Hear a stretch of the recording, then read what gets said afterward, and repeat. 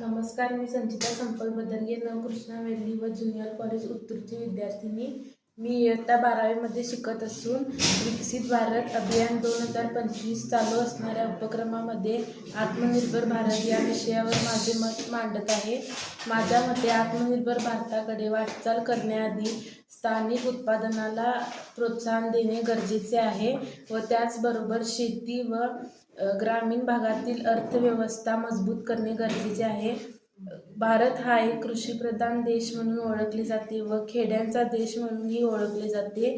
त्यावेळी जे महात्मा गांधींनी सांगितले की खेड्याकडे चला, ते एका अर्थाने योग्य आहे, कारण की ग्रामीण भागातील छोटे छोटे उद्योगधंदे, शेती जे चालतात त्यांना चालना देणे गरजेचे आहे.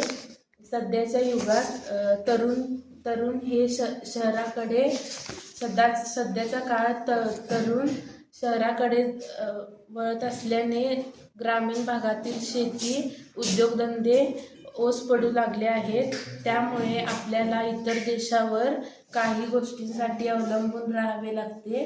हे टाळण्यासाठी आपण शेती, चांगले बिया, सिंचन पद्धती व इतर यंत्रांचा वापर करून शेतीला प्रोत्साहन दिले पाहिजे व कारागिरांना मदत केली पाहिजे.